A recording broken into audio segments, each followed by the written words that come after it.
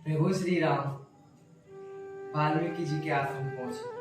वाल्मीकि जी जो परम नाम निष्ठ भक्त हैं, जो कि पहले रत्ना नाम के एक डाकू हुआ करते थे, एक संत ने, प्रभु के एक भक्त ने उनका जीवन बदल दिया।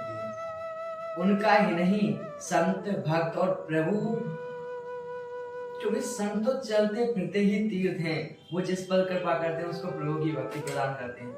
और ये तो डाकू थे, रत्ना नाम के इनके चरित्र में आता है। और उन्होंने कितनी सुंदर प्रभु का चरित्र, रामायण सबसे प्रथम काव्य की रचना कर दी।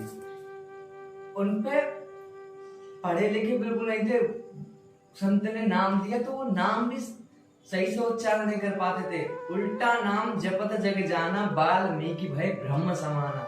उल्टा नाम जपते थे। प्रभु के नाम की इतनी महिमा है, चाहे आप कैसे भी जपो, क्योंकि वो तो प्रभु तो देख लेते हैं ना कि ये जप रहा है। अब फिर हमसे गलती हो जाए तो प्रभु क्षमा कर देते हैं, लेकिन यदि हम जानबूझकर गलती करें तो ये तो अपराध है। लेकिन यदि हम बोलना तो चाहे लेकिन फिर भी हमसे कोई गलती हो जाए तो प्रभु उसको क्षमा कर देते हैं। वाल्मीकि जी के आश्रम में पहुंचे प्रभु और बोले वाल्मीकि जी से। काफी वार्तालाप हुई। वाल्मीकि जी ने प्रभु को देखे और उन्होंने अपना जीवन सफल माना, प्रभु के चरणों में मानसिक प्रणाम किया और सभी सारी वार्ताएं सुनाई। और फिर प्रभु ने कहा, हमें कोई ऐसा स्थान बताइए जहां पर हम अपने 14 वर्ष के वनवास को पूर्ण कर सकें, जहां हम रह सकें। तो इस पर वाल्मीकि जी थोड़ा हंसे और बोले कि ये प्रभु आप हमसे पूछ रहे हैं, क्योंकि तमेव सर्वलोकानां निवासस्थानमुत्तमं तथापि सर्वभूतानि निवास सदनानि च।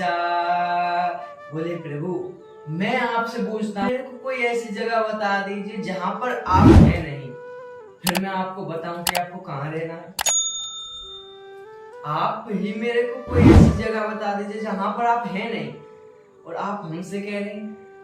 चतुश्लोकी की भागवत में भी वर्णन आता है, क्योंकि सृष्टि से पहले जो कुछ था वो प्रभु आप थे, और सृष्टि के बाद, इस सृष्टि के लय होने के बाद जो कुछ बचता है वो प्रभु आप ही है।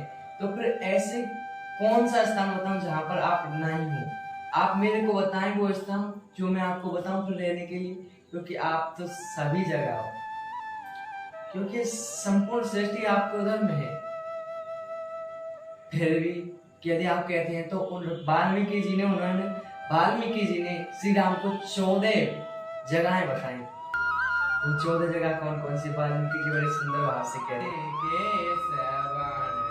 समुद्र समान कथा तुम्हारी सुभग सरिनाना, भरहि निरंतर होई न पूरे, तेन तेहि तुम कहोगे रूरे, तिनके हृदय सदन सुखदायक, बसहु बंधु सिय सहर धुनायक।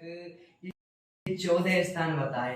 प्रथम कह रहे जिनके श्रवण समुद्र समाना, कथा तुम्हारी, क्योंकि नवदा भक्ति में प्रभु सबरी जी को उपदेश करते तो उसमें भी श्रवण की बात कहते हैं, क्योंकि भक्ति का प्रारंभ होता है श्रवण से। ये जो पद्धति है श्रवण, मनन और निधिध्यासन, क्योंकि श्रवण से यदि हम आंखों का और कानों का बड़ा महत्व है। यदि हम आंखों से हमने कुछ देखा तो बुद्धि को प्रेरित करेगा, बुद्धि चित्त और चित्त मन को।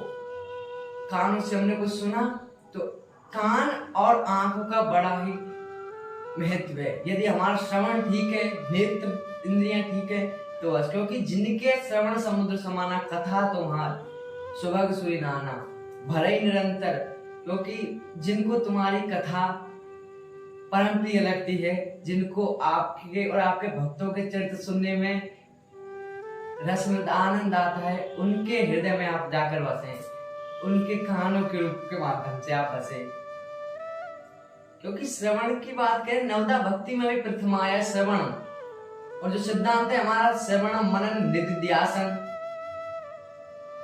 इसलिए श्रवण बड़ा महत्व है। यदि हमारे श्रवण अच्छा है, श्रवण इंद्रियां अच्छी हैं, यदि हम अच्छा चीज देखेंगे तो हमारे मन में विचार अच्छे आएंगे, यदि हम बुरा देखेंगे, बुरा सुनेंगे तो हमारे मन में भी विचार बुरे ही आएंगे। इसलिए सबसे प्रथम श्रवण है, अच्छा सुने और प्रभु की कथा सुने। कथा तुम्हारी सुबह सूर्य नाना भरे निरंतर हो ही ना पूरे। जो आपकी कथा सुने और कभी अघाए नहीं, क्योंकि जो आपकी कथा सुनकर बस बोलने लग जाए बस बस बहुत सुन ली बस इतना है, तो भक्त का। इसलिए आपकी कथा सुनकर जो कभी अघाए नहीं, उनके हृदय में आप बसे। कान, क्योंकि जिन हरि कथा सुने नहीं काना, श्रवण रंध्र भवन समाना। जिन हरि की कथा कान सुनी जाए, वो कान तो गोस्वामी जी लिखते हैं वो चूहे के बिल के गड्ढे के समान बताए हैं। इसीलिए श्रवण हमारा अच्छा, प्रभु की कथा सुने। कथा सुबह आपकी कथा सुनने में जो रुचि रखते हो आप उनके हृदय में बचे। और दूसरी बात बता रहे हैं वाल्मीकि जी,